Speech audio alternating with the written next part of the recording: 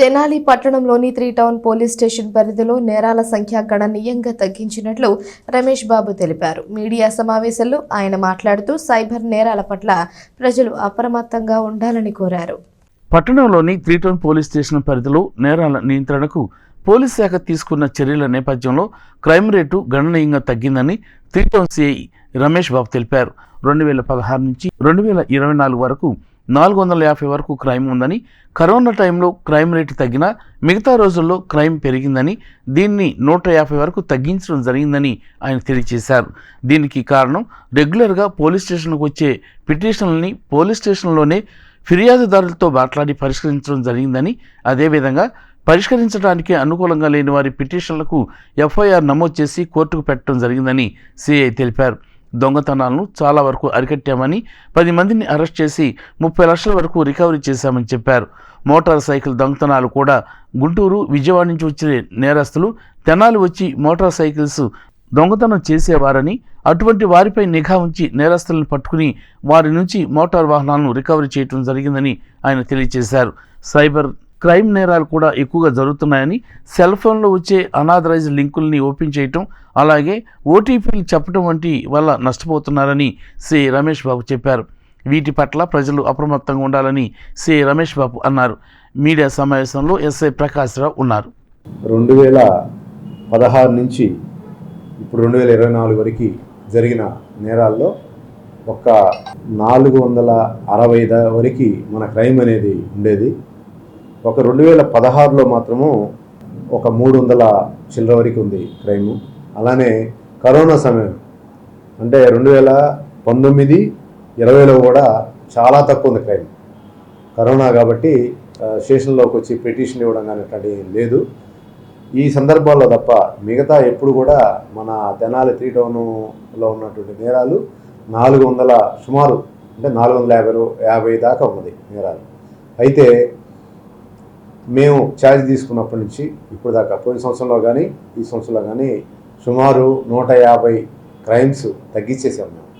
దానికి గల కారణము రెగ్యులర్గా పిటిషన్స్ తోటి మాట్లాడడం, వాళ్ళతోటి స్టేషన్లోనే పరిష్కరించడం, లేదు వీలు అంటే మాట్లాడినా కూడా వీలు కానివి ఎఫ్ఐఆర్ చేయడం, ఇమీడియట్గా దాంట్లో కోర్టులకు పెట్టడం జరగడం వలన నేరాలు సుమారుగా 150 వరకు తగ్గుముఖం పట్టినది పోయిన సంవత్సరం కానీ ఈ సంవత్సరం కానీ. ఇంకోటి దొంగతనం సమస్య కేసుల్లో మేము దరిదాపుల్లో ఒక 10 మెంబర్స్ వరకు ముద్దాయిల్ని అరెస్ట్ చేయడం జరిగింది.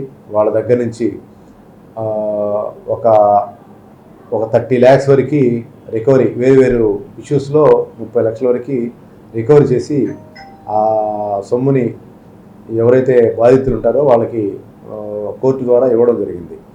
అలానే మోటార్ సైకిల్ అఫెండర్స్ కూడా మన ఏరియాలో గుంటూరు నుంచి వచ్చి కూడా తెనాల్లో చేస్తూ ఉన్నారు. ఇది మనకి రైల్వే స్టేషను దగ్గరలో ఉండడం వలన ఈజీగా ట్రైన్కి రావడం, దొంగతనం చేయడం, అట్లనే పక్క జిల్లా సంబంధించి కూడా ఈవెన్ విజయవాడ నుంచి కూడా వచ్చి నేరాలు చేస్తూ ఉన్నారు.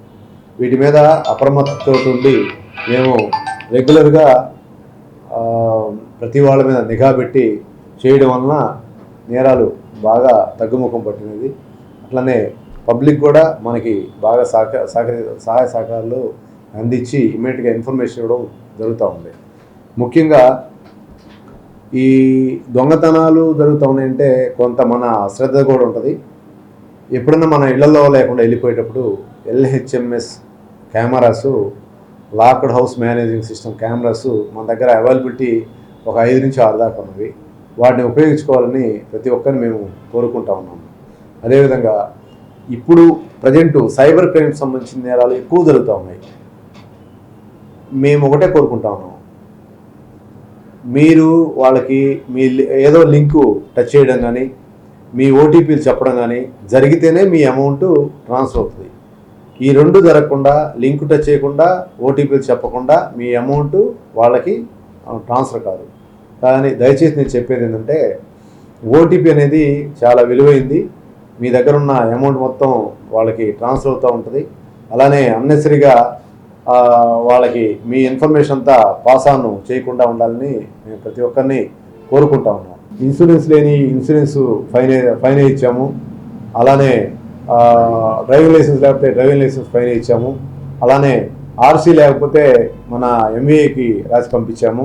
అలానే నియర్లీ 30 వెహికల్స్ వరకు అంతా A to Z పర్ఫెక్ట్గా ఉన్న రికార్డ్స్ ఇచ్చారు. ఆ రికార్డ్స్ ప్రకారం ఏమైతే లేవో ఇచ్చేసాము. తర్వాత 2 రికార్డ్స్కి మాత్రం వ్యక్తులు రాలేదు. ఆ 2 ఎవరైందనేది మేము ఎంఏకి రాసి పంపించున్నాము. ఆ vehicle number, chassis number, engine number ప్రకారం తీసుకొని వాళ్ళ మీద తగు యాక్షన్ తీసుకుంటా ఉన్నాము. అలానే ఈ విధంగా అన్నెసరీ వెహికల్స్ కానీ రికార్డ్స్ లేని కానీ ఒకవేళ మీరు తాకట్లో పర్చేజ్ చేయడం కానీ అలా పెట్టుకున్నప్పుడు కన్సర్న్ రికార్డు పెట్టుకొని మీరు పర్చేజ్ చేయాలని ప్రతి ఒక్కరిని మేము కోరుకుంటా ఉన్నాం.